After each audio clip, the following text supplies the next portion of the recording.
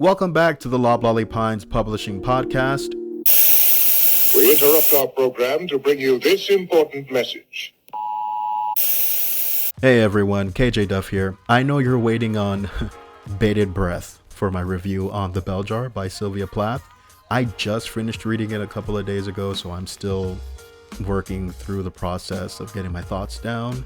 So I'll have that review ready either by the end of this week or next week. Scout's honor. Although, for all intents and purposes, I've never been a scout, so, take that with a grain of salt.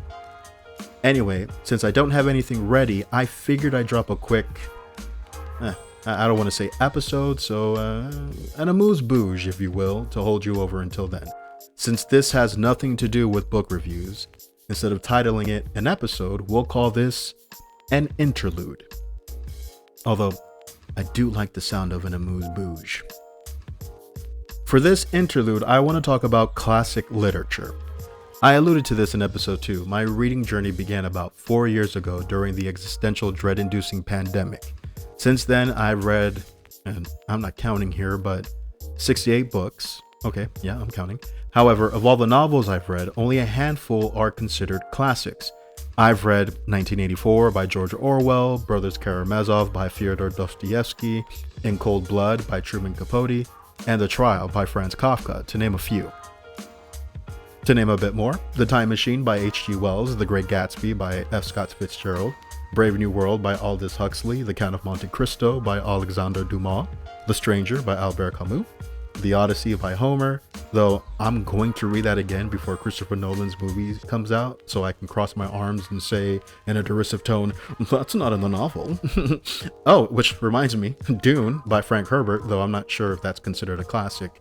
In essence, when I say classic, I mean those books that everyone, even people who aren't avid readers, know exist because they are ingrained in our zeitgeist.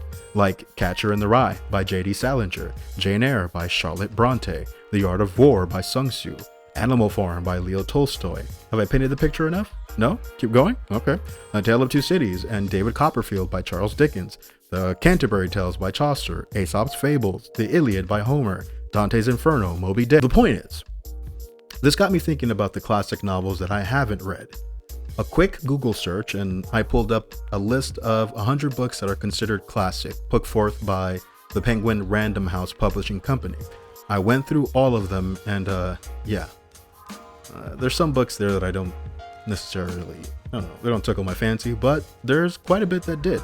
In short, in an effort to fulfill my reading quota for 2026, since I've already got 2025 locked up, I have selected a handful from that list to add to my list for next year.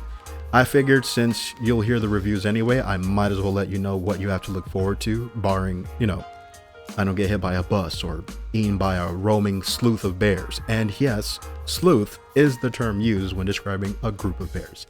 Anyway, the list is as follows and they're in no particular order. To Kill a Mockingbird by Harper Lee, 100 Years of Solitude by Gabriel Garcia Marquez, Frankenstein by Mary Shelley, Dracula by Bram Stoker, The Chrysalids by John Wyndham, Another Country by James Baldwin, Lord of the Rings by J.R.R. Tolkien. You shall not pass! Can't wait to read that one. Scoop by Evelyn Waugh, White Nights by Fyodor Dostoevsky, The Adventures of Tom Sawyer, and The Adventures of Huckleberry Finn, with the N-word and all. Let me get all that hard ER at the end, you feel me? My plan is to read these along with more modern novels from my personal library, at least 2 books a month. If you guys have any suggestions, I'd love to hear it. Leave your suggestions in the comments section below, and hell, while you're at it, if you haven't already, consider subscribing to the channel and stay apprised on any future episodes or interludes that premiere. Like the next episode where I review Sylvia Plath's novel, The Bell Jar. And don't worry, since this isn't technically an episode, I'm not going to shamelessly plug my novel. What novel, you ask? Why, my debut novel, Halycon Suicide, of course. A story in which an aimless young man ponders whether it is possible to live a happy, fulfilling life without an assigned purpose. The links to the novel is in the description below. Hey, I didn't plug it, you asked. Anyway, this has been KJ Duff. Thanks for stopping by. Hope you enjoyed this interlude or Amuse-Bouche. It could be two things. I'm just saying. Love you, my fellow readers. Talk to you next time on the LOBLOLLY PINES Publishing Podcast. Pride and Prejudice by Jane Austen. Crime and Punishment by Fyodor Dostoevsky. The Call of the Wild by Jack London. One Flew Over the Cuckoo's Nest by Ken Casey. A good movie. You should check that out. Jack Nicholson. It's a good movie. Beloved by Toni Morrison. The Outsiders by S.E. Hinton. Great Expectations by Charles Dickens.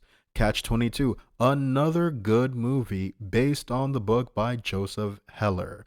Vanity Fair, not the magazine, okay? Vanity Fair by William Makepeace Thackeray, great name. The Grapes of Wrath by John Steinbeck. Ulysses by James Joyce, which I am looking forward to reading because I hear that is a very difficult book to read, but I'm up for the challenge. Lolita by Vladimir Nabokov. I've heard that's a very controversial book.